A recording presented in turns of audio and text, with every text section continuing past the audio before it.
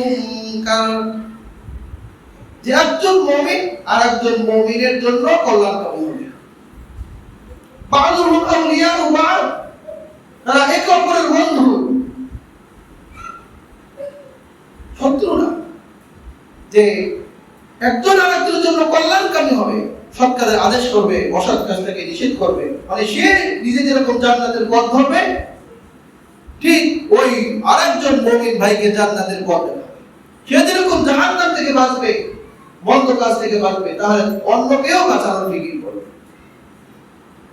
এরপরে আল্লাহ তাআলার হুকুম, নামাজ কায়েম করবে, যাকাত দিবে, আল্লাহ এবং আল্লাহর রাসূলের অনুসরণ করবে। ওয়াতিউনাল্লাহ ওয়া রাসূলাহু উলাইকা সায়ারহামুহুমুল্লাহ, যে এই গুণে গুণান্বিত যারা থাকবে, যে এই সমস্ত ব্যক্তিদেরকে আল্লাহ তাআলা অবশ্যই অচিরেই গ্রহণ করবে, দয়া করবে। ইন্নাল্লাহু আজিজুল হাকীম। আল্লাহ তাআলা সূরাতুল মায়েদা 2 নম্বর আয়াতে বলেছেন, তাআওয়ানু আলাল বিররি ওয়াত তাকওয়া ওয়া লা তাআওয়ানু আলাল ইসমি ওয়াল উদওয়ান, যে একজন আরেকজনের জন্য মঙ্গল যে কামনা করবে, ভালাই চাবে, যে তাকওয়া এবং খোদাভীতির ব্যাপারে, আল্লাহ তাআলাকে ভয় করার ব্যাপারে একে অপরকে সাহায্য করবে। তাআওয়ানু, সূরাতুল আসর বলছে ওয়াতাওয়াসাউ বিল হক ওয়াতাওয়াসাউ বিস সাবর, যে মুমিনের ওখানে 4টি গুণ বর্ণিত হয়েছে। যারা ক্ষতিগ্রস্ত হবে না, তার মধ্যে তারা পরস্পরের মধ্যে হকের ওসিয়ত করবে এবং ধৈর্যের ওসিয়ত করবে, উপদেশ দিবে। তো এখানে আল্লাহ তাআলা বলেন তাআওয়ানু, মানে পরস্পরের মধ্যে তোমরা একে অপরের সাহায্যকারী হও, বিল বির, পুণ্যের কাজে, আর তাকওয়া এবং খোদাভীতির কাজে। ওয়ালা তাআওয়ানু আলাল ইসমি ওয়াল উদওয়ান, যে গুনাহের কাজে এবং আল্লাহ তাআলার অবাধ্যতার কাজে একে অপরের সাহায্যকারী হবে। অনেক ব্যাপক কথা, কিন্তু সংক্ষিপ্ত কথা, কিন্তু তার বর্গ অনেক ব্যাপক। কোনোভাবে কোনো দিক থেকে গুনাহের কাজে কাউকে সাহায্য করা যাবে, সেটা আমার যত বড় নেতা হোক, যত বড় নেতা হোক, সে আমার যত বড় ভাই হোক, তার দুনিয়া বানানোর জন্য, তাকে তার পদোন্নতির জন্য আমি অন্যের খারাপই করতে পারবো, আমি অন্যের খারাপ কাজে সাহায্য করতে পারবো। এটা মুমিনের বৈশিষ্ট্য। মুমিনের আরো গুণ থাকা চাই। সাহাবায়ে কেরামদের মধ্যে যেরকম ছিল, ওয়ায়ুসিরুনা আলা আনফুসিহিম ওয়ালাউ কানা বিহিম খাসাসা, যে তারা নিজেদের জান, নিজেদের প্রাণ, এগুলো চাইতেও আরেকজন মানুষকে অগ্রাধিকার দেবে। ইসা হামদর্দি, অন্যের ব্যথা বুঝবে, অন্যের সাহায্যে এগিয়ে আসবে।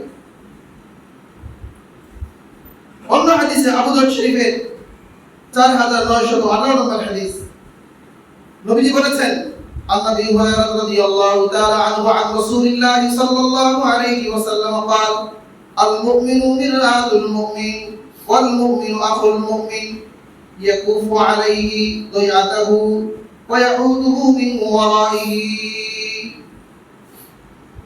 আল্লাহ রাসূল বললেন, আল মুমিনু মিরআতুল মুমিন, যে একজন মুমিন আরেকজন মুমিনের জন্য আয়না স্বরূপ। আমরা যখন আয়নার সামনে দাঁড়াই, তখন কি দেখা যায়? তা আমার পুরো ফটো দেখা যায়, আমার মধ্যে কোথায় দোষ আছে, কোথায় স্পট আছে, কোথায় কি আছে, সব কিছু যেরকম ফুটে ওঠে, ঠিক আরেকজন মুমিনের কল্যাণকামীদের ক্ষেত্রে সে আয়নার মতো হবে।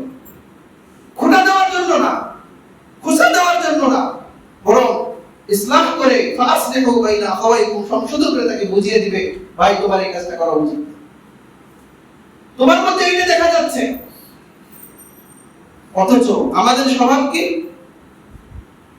যে আমার মধ্যে চালুনির মতো ছিদ্র, একটা চালুনি গিয়া সুইকে বলতেছে, হে মিয়া তোমার পিছনে ছিদ্র আছে।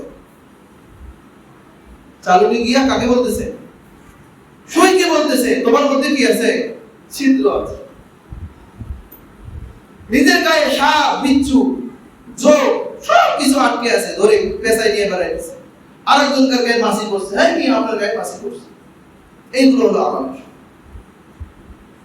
যে মানুষকে কিভাবে খোঁচা দেওয়া যায়, মানুষকে কিভাবে হেয় করা যায়, অসম্মানিত করা যায়, সমাজের মধ্যে মানুষকে কিভাবে পচানো যায়, এগুলো হলো আমাদের শক্তি। এগুলো থেকে বের হয়ে আসতে হবে। পরিপূর্ণ ঈমানদার হওয়ার জন্য এই সমস্ত বন্ধগুণ থেকে বেরিয়ে আসতে হবে। আল্লাহ রাসূল বললেন আল মুমিনু মিরআতুল মুমিন। এরপর আল মুমিনু